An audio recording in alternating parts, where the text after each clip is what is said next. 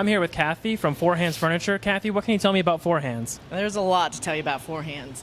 Four Hands is an interesting company with an odd name, but there's a good story behind it. Our company is owned by Brett Hatton, who's British. And the custom in Britain when you're a young person is when you get out of school is to take a year and find yourself. So when you travel to India and places like that, you'll see a lot of Europeans out kind of finding themselves with a backpack on a motorcycle. And so Brett went to India and took his girlfriend with him at the time, Molly, got on the back of a motorcycle, used motorcycle that he had purchased, and just went through, basically followed the Silk Route all the way through to be on his great journey. It was going to be a photography. He was a photography major, so he was going to sell photographs. So he's taking these beautiful photographs as he went through India and stopped to have tea actually in Pakistan with a Pakistani family. When he was sitting there having tea, he looked over and there was this amazing barn full of antiques. And because he loved the scale and the design and the lines of it, he asked the guy if he could go over and take a look in his barn. And when he did, he found these beautiful architectural pieces, doors, arches, columns. And luckily, he actually took a picture of one because he thought, well, it'd be perfect for his dad's house or his house when he got back. And so we do have pictures of when he was there. He went on the rest of his journey for another 6 months with Molly. They got back to England, and he thought he would live his dream and become a Photoshop owner. So he had his gallery, and it just didn't work out. And he kept thinking about, because that's a tough living to make, he kept thinking about that barn, and finally he said, you know what, I could sell that. So he went back and he basically bought that whole barn, loaded it up, and when it got there, you can imagine the shape it was in, because this is stuff that had been sitting out for hundreds of, sometimes maybe 100 years, 200 years old. So he, and by then Molly had become his wife. He and his wife Molly actually ended up having to refinish everything with their own four hands. Oh. So the story Four Hands comes from the idea that they never got anything new. They actually know the beauty and the style of wood because of having to refinish every piece. Wow. So they were retailers. They thought about it and they thought, you know, this is such a great opportunity. Why don't we take this and become wholesalers? But Brett had gone to school in Austin at UT. And so he decided to move back to the United States and come to Austin. And when he went to name his company, we naturally named it Four Hands because that's what they did. That's brilliant.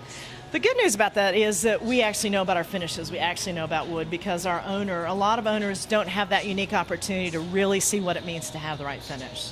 So even from the very top, you're completely hands-on with the product. He doesn't refinish everything by hand anymore. Thank goodness. Those first couple of years he definitely did, though. Well, one of the perks of being at the top now, right? That's true. We see him out in the warehouse a lot, though. It is true. That's good to hear. Yeah. So a lot of your product line is eco-friendly. About how much of you would you say is that? You know, as we change lines, it always mixes up a little bit, but I would say 40 to 50% of our case goods are going to be eco-friendly.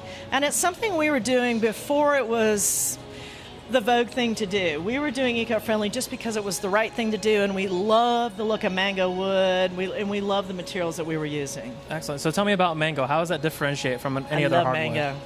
Mango has a good story. Mango actually, in India and Indonesia, stops bearing fruit after about 10 years. It depends on the part of the country, and it could be 10 to 20 years. But once it stops bearing fruit, for hundreds of years, those farmers who were growing it for the fruit would cut the trees down and burn them in the fields. Okay. And we just hated that idea, that beautiful fruit would be burned in the field. And so we've been on a conscious mission for years to change as much of our product line to mango as possible. So if you look at this bedroom collection here, I mean, it's a beautiful hardwood. And so that's a great use of eco-friendly wood that is great for the consumer because it's a beautiful wood, and then great for the environment. Excellent. We're just saving the trees. So normally that would have gone to waste, so you're basically Right. making something out of what would have just been burned. Right. Excellent. So what's different between mango and any other kind of hardwood as far as working with it? That's a good question. Mango is a great wood to work with. We still work a lot with Indian rosewood. But mango has its own personality. So we pick the group based on the finish, which wood we're going to use with it. Both of them are excellent woods to work with, great to carve with. Excellent. A lot of the character and the personality shows in the actual furniture. How would you classify most of the furniture that Four Hands makes? That's a great question. We're actually what you would call lifestyle. So lifestyle is hard to peg.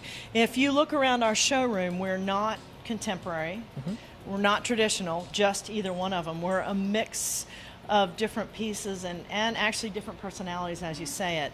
Right now in the furniture industry, lifestyle is the only segment of the industry that's growing, and I think it's growing because the average consumer is looking for a reason to buy. So if a piece of furniture is the same old piece of furniture they've seen for 10 years out there, it's not as motivational to go out there and go, oh, I have to have it. But if they walk and see a piece of furniture and it has a story, if it's recycled aluminum or if it's an old door, if it has some history to it or it's been handcrafted, a lot of times that buyer is going to go home, think about it, get excited, and come back. Right. The other exciting thing about lifestyle is it is easy to work into what you already have. Most people don't have the money to redo their home, but a piece of lifestyle furniture is something that you could mix in and make a new room exciting.